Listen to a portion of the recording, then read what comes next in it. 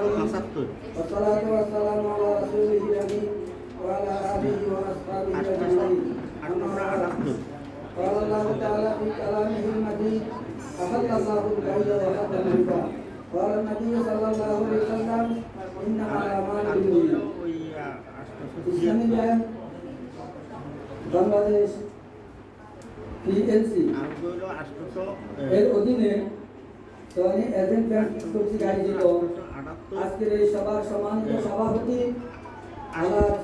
জনাব আব্দুল্লাহ ভাই, আমাদের মাঝে আসলে আজকে প্রধান অতিথি, বিশেষ অতিথি পরিচালক সোহানি ফাজিল মানসার সুযোগ্য অধ্যক্ষ,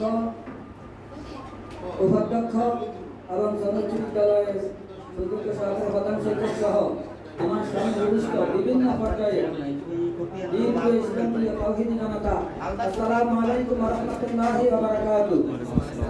আমরা আল্লাহর শুকর আদায় করি যে মালিক আমাদেরকে এই মুহূর্তে শরিয়া ভিত্তিক ব্যাংকিং ব্যবস্থা নিয়ে আলোচনা শোনার জন্য আমাদের এখানে হাজিরা দেওয়ার যে মালিক সুযোগ করে দিয়েছে, মালিকের দরবার সমস্ত দরজা দূর করে কালেমাত শুকর আদায় করি আলহামদুলিল্লাহ। সম্মানিত হাজিরিন, আহাল্লাহুল বাইয়া ওয়া হারামা রিবা।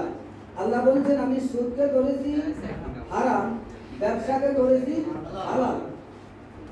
আর আল্লাহ রাসূল বলে ইন্নামাল আমালু বিন্নিয়াত, সমস্ত কাজের ফলাফল নিয়তের উপর নির্ভরশীল। আসলে ইবাদত কবুল হওয়ার জন্য হালাল খাওয়া এটা ফরজের উপর আরেকটা ফরজ। ফরজের উপর কি?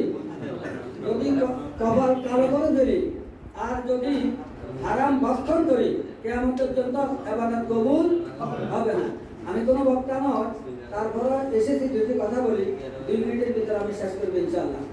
বলকের বাদশা ইব্রাহিম ইবনে আদম, যিনি বাইতুল মাকদাসে এশার নামাজের পরে শুয়ে আছে, যে বলকের বাদশা ইব্রাহিম ইবনে আদম বাইতুল মাকদাস, যেখানে বর্তমানে যুদ্ধ চলছে, কেমন শুয়ে আছে। এখন ফেরেশতারা তাওয়াফ করার জন্য যখন আসছে, একে অপরকে বলতেছে এখানে কে শুয়ে আছে?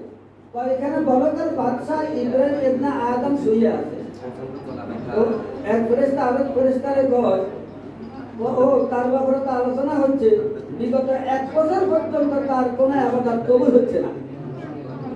তাই তো আলোচনা কেন কবুল হচ্ছে না? ও 1 বছর আগে মদিনার মার্কেট থেকে খাজুর ক্রয় করেছে, একটা খাজুর নিচে পড়ে গেছে, নিজের মনে করে 2 খাজুরটা খাইছে, পক্ষান্তরে খাজুরটা ছিল মালিকের। এই যে কথাগুলো কথোপকথন ডিসকাস হচ্ছে, নির্যাতনরা অবস্থা বলকের বাদশা ইব্রাহিম আদমের কানে তালি বেজতেছে। উনি হঠাৎ বসে গেলেন, আরে আমি তো 1 বছর আগে খাজুর কিনছি, একটা খাজুর পড়ে গেছে, আমার পাল্লা থেকে পড়ে গেছে, মনে করে আমি খাইছি, এখন তো জানতে পারলাম খাজুরটা ছিল মালিকের। খাজুর টাকা মালিকের। আমার সাথে কথা বলতে এরপরে সকালবেলা তিনি মদিনার মার্কেটে চলে গেলেন, যাই ওই যেই দোকান থেকে খাজুর ক্রয় করেছেন ওই দোকানে গেলেন, যাই দেখতেছে ছোট্ট একটা বাচ্চা ব্যবসা করতেছে। বললেন, বাবা এখানে তো একজন মুরব্বী ছিলেন, তিনি কোথায়? তো তিনি আমার আব্বা ছিলেন, 1 বছর আগে ইন্তেকাল করেছেন। ইন্না লিল্লাহি ওয়া ইন্না ইলাইহি রাজিউন। বলো বাবা, 1 বছর আগে তোমাদের এখান থেকে আমি খাজুর ক্রয় করেছি, একটা খাজুর নিচে পড়ে গেছে, আমি আমার মনে করে খাইছি, কিন্তু এখন যেই কোনো ভাবে জানতে পারলাম খাজুরটা তোমাদের টুকরে থেকে নিচে পড়ছে, এটার মালিক তোমার আব্বা ছিলেন। এখন হয় দাম নাও না মাফ করে দাও। হুজুর, যখন আমার আব্বা ছিলেন, একটা খাজুরের মালিক আমার আব্বু একাই ছিলেন। আব্বার মৃত্যুর পরে এই একটা খাজুরের মালিক আমি, আমার আম্মু, আমার 1 বোন, আমরা 3 জন একটা খাজুরের মালিক। পৈতৃক সম্পত্তি হিসাবে আমার অংশ আমি মাফ করে দিলাম। লম্বা হলো না, বোনের অংশটা আমি মাফ করার ক্ষমতা নাই। বোনের বাড়িতে গেছে, মার বাড়িতে গেছে, সেখান থেকে মাফ করি। আজকে আবার তিনি বাইতুল মাকদাসে এশার নামাজের পরে শুয়ে আছে। ফেরেশতারা তাওয়াফ করার জন্য যখন আসে বলতেছে এখানে কে শুয়ে আছে? এখানে বলকের বাদশা ইব্রাহিম ইবনে আদম শুয়ে আছে। তো গতকালকে তার ব্যাপারে আলোচনা হয়েছে, বিগত 1 বছরের ইবাদত আল্লাহ রাব্বুল আলামিন একসাথে কবুল করে দিয়েছেন। সুবহানাল্লাহ। এই যে আমাদের ইবাদত কবুল হয় না, দোয়া কবুল হয় না, আমাদের খাবার মধ্যে সমস্যা। বাংলাদেশ সুদের উপরে শরিয়া মোতাবেক ব্যাংকিং ব্যবস্থা কয়েকটা ব্যাংক ছাড়া আর সবগুলোই নেই সুদভিত্তিক।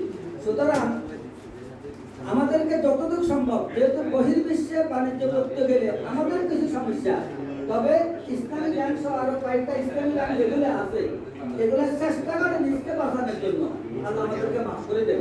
তো আমরা সকলে আজকে গ্রাহক সমাবেশ, আমরা একে অপরের সাথে আমরা যোগ সাজেশ করে একে অপরের সাথে যোগাযোগ করে এখানে অ্যাকাউন্ট করার জন্য বা ইসলামী ব্যাংক যেখানে আছে ওইখানে অ্যাকাউন্ট করার জন্য আমরা চেষ্টা করি। যে সমস্ত ভাইরা আজকে আমাদেরকে অন্তত শরিয়া ভিত্তিক শরিয়া মোতাবেক পরিচালিত ব্যাংকিং ব্যবস্থা নিয়ে আমাদের এখানে আসছেন, আর আপনাদেরকে সুস্থ রাখেন, ওনাদের দীর্ঘায়ু কামনা করি। আপনি অনুষ্ঠান আলোচনা কবুল করেন, তা আশাবাদ ব্যক্ত করে আমি আমার সংক্ষিপ্ত আলোচনা শেষ করলাম। আসসালামু আলাইকুম ওয়া রাহমাতুল্লাহি ওয়া বারাকাতুহু।